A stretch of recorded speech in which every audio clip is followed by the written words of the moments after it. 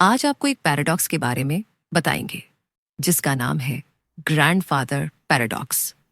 ये time travel से जुड़ा हुआ एक बहुत ही इंटरेस्टिंग और कंफ्यूजिंग कंसेप्ट है।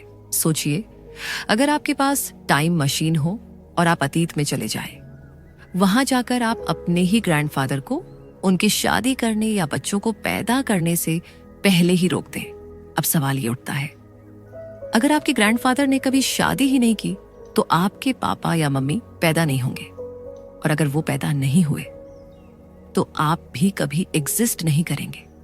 लेकिन रुकिए, अगर आप कभी पैदा ही नहीं हुए तो टाइम मशीन लेकर पीछे जाने वाला कौन था? यही है ग्रैंडफादर पैराडॉक्स। ये पैराडॉक्स हमें ये सोचने पर मजबूर कर देता है कि क्या टाइम ट्रैवल सच में पॉसिबल है या फिर सिर्फ साइंस फिक्शन की कहानी है। कुछ साइंटिस्ट्स कहते हैं कि अगर टाइम ट्रैवल हुआ भी तो शायद पैरेलल यूनिवर्स बन जाएगा, मतलब आप एक नई टाइमलाइन क्रिएट कर देंगे।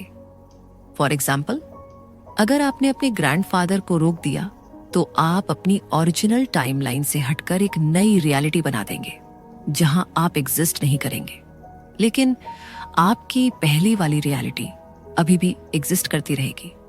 लेकिन दूसरी थियरी ये कहती है कि टाइम इतना स्ट्रिक्ट होता है कि आप चाह कर भी अतीत को चेंज नहीं कर सकते। यूनिवर्स खुद को करेक्ट कर लेता है।